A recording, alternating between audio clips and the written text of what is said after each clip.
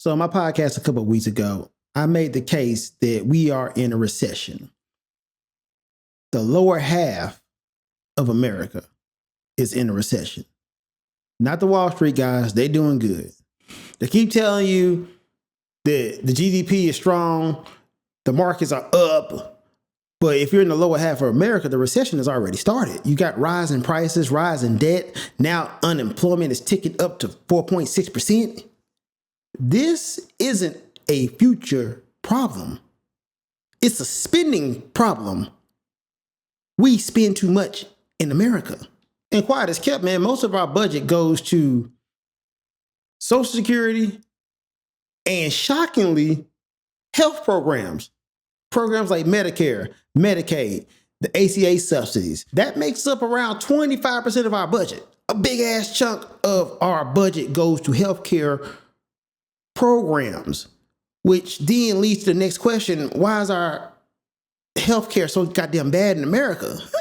Why do we pay so much for insurance? Short answer is because we got too many middlemen. Like, we got insurers, PMBs, we got billing firms, and they all take a cut. You got hundreds of private insurers, billing and coding networks, massive admin waste. The U.S. doesn't negotiate drug prices like other countries. Through Medicare, now they barely started doing it, but every other country negotiates drug prices. Over here, we just let whatever the drug companies say fly. We got employer-based insurance, which is stupid, man. Like, no other country ties your health insurance to your job. Literally, in America, we say if you don't make money, you don't deserve to live. Then we got a chronic disease burden, man. People are obese. We got diabetes. We got heart disease. It's driving up health care costs. That's why that's so much of our budget. If you really want to hear an ugly ass stat, the U.S. spends 17 to 18% of GDP on healthcare, far more than any other countries, especially the G7. Yet we rank worse on access, outcomes, and affordability. And the only thing that's keeping insurance prices relatively low right now are those ACA subsidies. Money the government is just throwing at the problem instead of fixing the problem. And one fix to this would have been the public option that Obama ran on, but didn't add. But, I digress. Healthcare costs alone is going to beat up your wallet next year. Not to mention all the tax cuts in the big, beautiful bill are going to add to the deficit. And a lot of y'all are hearing that right now saying, oh my God, here go another guy who hates Trump. And yeah, you're right. I don't like Trump. But two things can be true. I don't like the guy, and the big, beautiful bill is going to raise the deficit. That's why I said it's going to be a recession next year. I didn't have any GDP charts, but I also live in reality. And in reality, we have rising debt, stagnant wages, and shrinking options. Now, the data is starting to catch up with what I said. Unemployment is ticking up to 4.6. That's the highest it's been in 3 years. And what hits the bottom first doesn't stay at the bottom. This is a tale of two economies. One country, two economies. And if you're in the upper half of the economy, you good, because it's already been set up for you to be too big to fail. Right now, America has went all in on AI. It's too big to fail. Much like the airlines, the banks, the farmers, these institutions America has propped up and said, hey man, they are too big to fail. They will continue to throw money at defense contractors. They'll continue to throw money at AI in hopes of using it for national defense. They'll keep throwing money at farmers. They'll keep throwing oil subsidies out because they're too big to fail. But the ultimate truth is America is broke. Broke, I tell you. We have a deficit. And when we talk about these deficits, right, people use these numbers and these fancy words and they never break it down in plain English. And a deficit basically means money you owe. Right now, the U.S. government owes $38 trillion. And it keeps on rising. That's our debt. How much we owe, our bills. Think about it like a big ass credit card bill. We owe $38.4 trillion. So how does the government get money? Well, the government gets money from taxes. It taxes its citizens to get money. Now, one may ask, if you got a $38 trillion deficit, that's how much you're in the hole. And your only way of making income as the government is taxing. Why in the hell would you cut taxes? What sense does that make? Now, furthermore, I want you to just think about this logically. If your income is taxes, wouldn't it stand to reason you would tax companies more? Billion-dollar companies. We have the most profitable companies in the world in the S&P 500. American companies. For those of y'all don't know what the S&P 500 is, the Standard & Poor's. It's a chart of the top 500 companies in America and what they gross.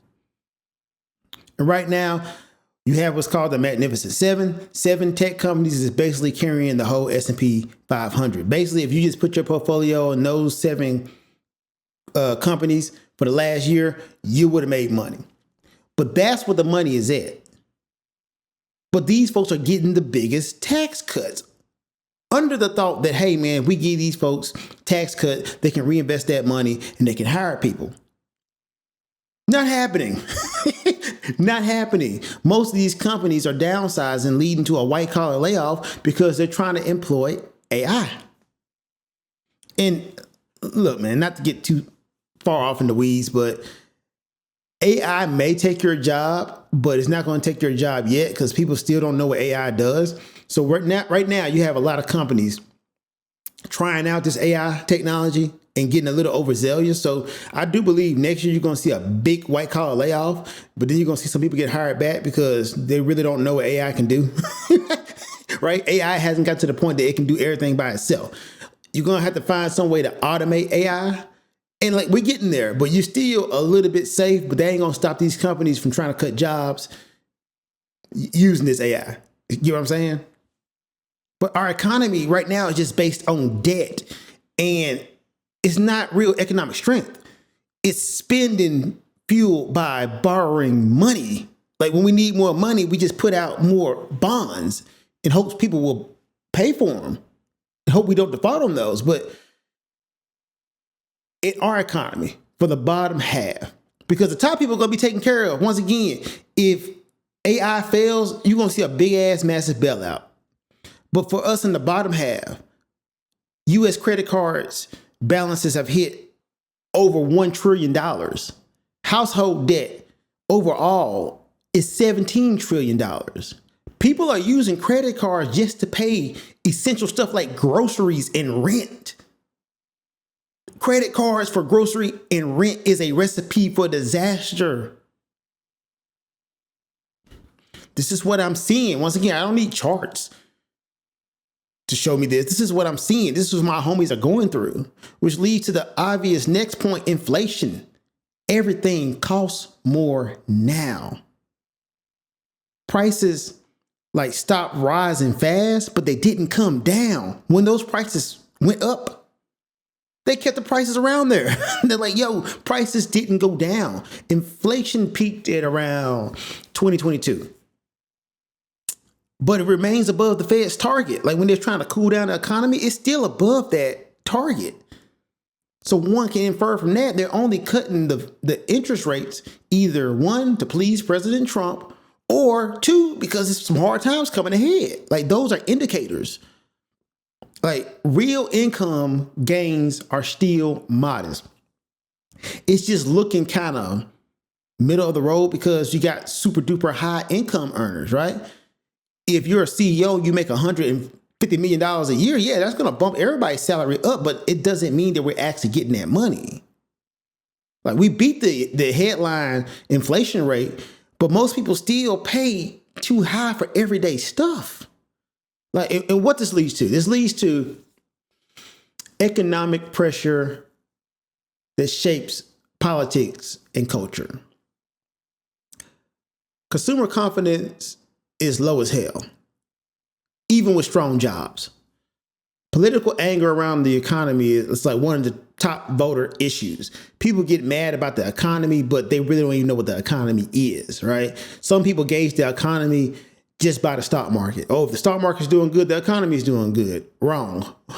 Some people base the economy on prices in grocery stores and foods. That alone is wrong. Some people base the economy on, hey, how much money we got in bonds. But the truth of the matter is, it's a combination of all of these things, right? That makes up the economy. All those indicators, the interest rates, all that, makes up the economy. And the economy right now is just on freeze, if we're being honest. And people know something is wrong. Like even the economists argue over the labels. But if you got mad at me saying that we're in a recession and you're like, yo, Marcus, you can't say that. Call it whatever you want to call it. Just know that it ain't right now. You feel it. Something is wrong right now. Meanwhile, Americans are carrying $1 trillion in credit card debt and a total household debt of $17 trillion. That's a sign the economy runs on borrowed money, not real income. We're not making no money. College graduates are facing layoffs. A degree doesn't mean shit anymore. A degree costs the highest it ever did. Like I complained about how much my degree costs, but these guys now are paying more than I paid for my degree. In jobs, security is not there with a degree anymore. Matter of fact, now we're at this point where people are saying, hey, you don't need a degree. Degrees are useless, which is actually driving up the labor in the trade schools higher. Because people are like, okay, well, if the 4-year degree doesn't mean anything, let me go to a trade school. Have you looked at the prices of trade schools recently? They're going up. Have you looked at the price of certifications? They going up, right?